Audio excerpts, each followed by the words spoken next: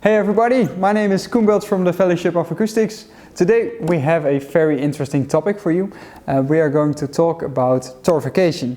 There are a lot of different names for it: torrification, H-tops, VTS, but all of these names mean the same. It means that the top is aged of your guitar. So torrification is a method of aging your acoustic guitar top in an oven in an oxygen-free environment, and this way all the moisture out of the wood will go away, and this will create a stiffer and more vintage sounding top. Actually, this happens with vintage guitars over years and years and years of time, and with torrification aging of tops, they try to speed this up. So the history of aging tops is it's been around for a very long time. It's been used in an industrial way for raw timbers that are used outside, so for floors and walls, and because of the torrification, the wood moisture is gone out, so it reacts less on the environment. So it's much more stable than a new fresh sawn wood. It's not only used for that kind of purpose anymore, but a lot of different guitar makers use it as well. It started off in the electric guitar world, so you saw like 15 years, 20 years ago, you saw a lot of people starting to use baked necks in electric guitars, and then about 10 years ago, maybe a little bit earlier, I'm not sure who started it all, you saw it happening on acoustic guitars as well. So in these days, Martin has developed a really nice VTS top. Atkin is really good for a very long time on aging his top. Eastman is doing a very good job too. Gibson is doing it as well since quite recently, and I've been really excited about how they managed to do the H tops as well. So what torrification does with the sound is it makes the sound a bit drier. That's also the reason why you see it on a lot of vintage orientated guitars, because people really try to get that, to enhance that vintage sound. So a 1942 sound should sound like a 1942. It's not entirely the case. So even though it sounds a bit drier, it doesn't sound like a naturally baked top in 60, 70, 80 years that's been aging over years. It's just a different sound.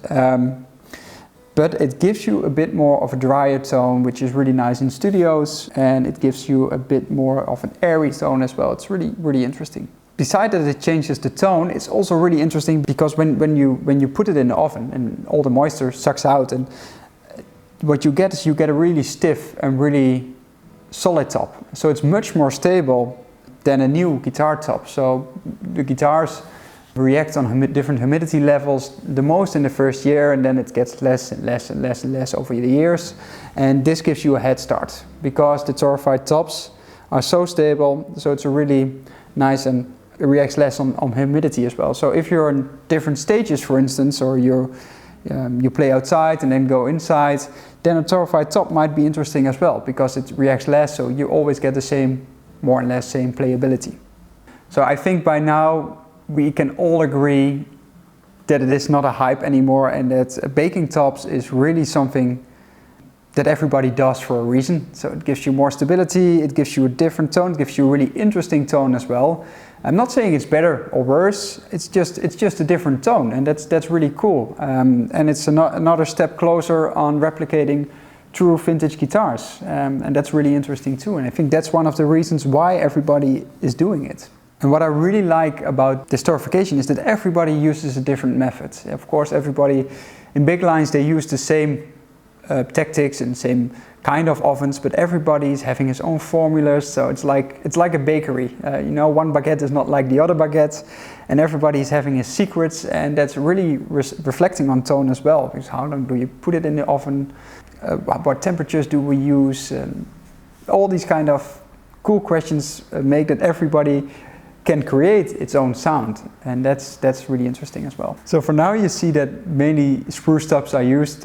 Here we have some Adirondack spruce tops, we have some Sitka spruce tops here and here as well. Swiss moon spruce is a wood that's really good for it as well, but not all tone woods are used for it. So you mainly see tops because most back and sides don't work for torrification. But the big question, of course, is when is it interesting for me? I think if you're a studio player or a player that goes outside and plays in a lot of different humidities, the torrification can be really interesting. If you play outside, of course, for the different humidity, the top is more stable, so it reacts less on that.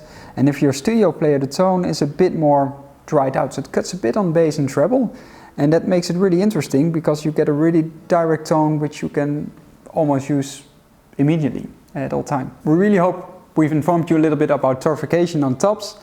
If there is anything we've missed, or if there's anything that you would like to know about torrification on tops, let us know in the comments down below, and we'll get back to you as soon as possible.